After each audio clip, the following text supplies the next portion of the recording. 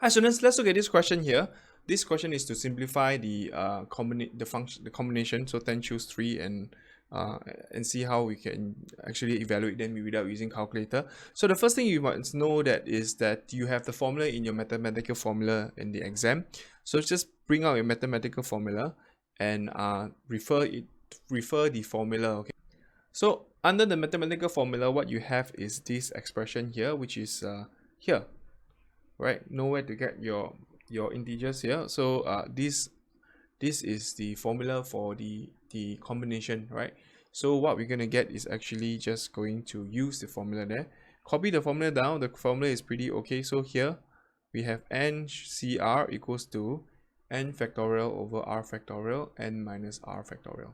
Okay, so if you are told to write that to find 10 choose 3, what you're going to do is actually just put 10 factorial over 3 factorial, 10 minus 3, which is 7 factorial. Okay, so this is 10 factorial over 3 factorial, 7 factorial. Now remember, pick the biggest, which is 10 factorial. Why? Because I want to actually simplify it. So the biggest on the opposite side, so of the expression here, the fraction. So this one here will be 10 times 9 times 8 times 7 factorial. Once I see a 7 factorial, I know that I could cancel it with the 7 factorial below, right? So this part here, what I'm going to get is 10 times 9 times 8 times 7. You stop here, you just put a factorial sign behind. 3 factorial will be 3 times 2 times 1, so that's 3 factorial. This will be 7 factorial. So this 7 factorial I will cancel with each other. And basically that's how you could simply simplify it. So this is 3, this will be 3, this is 2, this is 4. Okay, so this should be 120. 4 times 3 is 12, so 12 times 10 is 120. So key in calculator and check whether your answer is correct in the exam. Use your calculator to check. What they want you to show is knowing how to compute this out using the formula. Okay, so this is 120.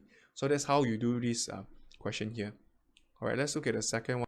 So let's look at the second one. The second one is a bit tricky because now you have n in the expression here. So how do you express in terms of n? Actually, it's quite important because in the exam, you need to know how to use it. So this is similarly, I'm going to write the formula nr, and this is n factorial, r factorial, n minus r factorial. Okay, so this part here, what we have is actually n. N is actually n plus 2. So I'm going to replace all these n plus 2, and this is n plus 2, right? And r is 2. All right, r is 2 and 2.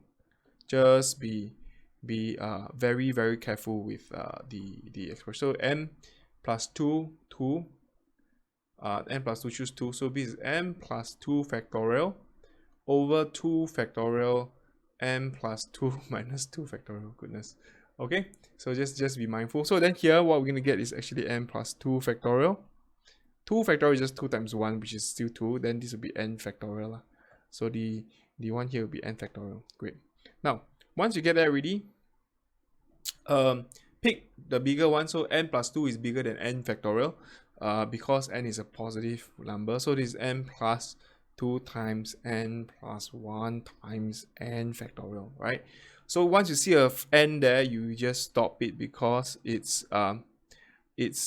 you're able to cancel the term, the n factorial below. So the n factorial, cancel it out, and what is left behind is n plus 2, n plus 1 over 2.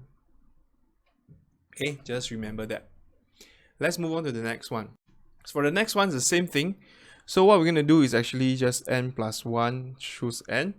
So I'm just going to do the same thing here. So it's n plus 1 factorial over n factorial, n plus 1 minus n factorial. Okay, so this part here, what I'm going to get is actually n plus 1 factorial and n factorial below here. N minus 1, this is 1 factorial, so it's 1.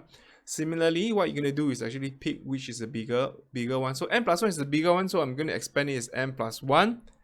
And the next one will be n, and I'll put the n factorial, and this will be n factorial here.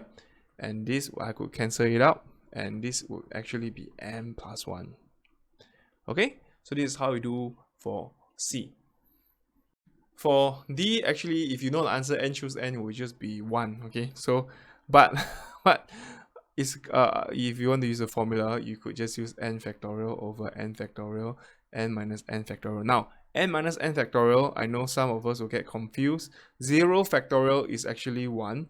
So this you need to know. 0 factorial is actually 1. So this will be 1.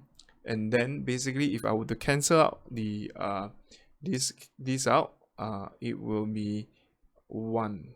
Okay, overall this will be 1. So that's how you show this part here. Okay, so that's how you do this question proficiently. Any question or comments, please do let us know. Keep practicing, and I'll see you in the next question.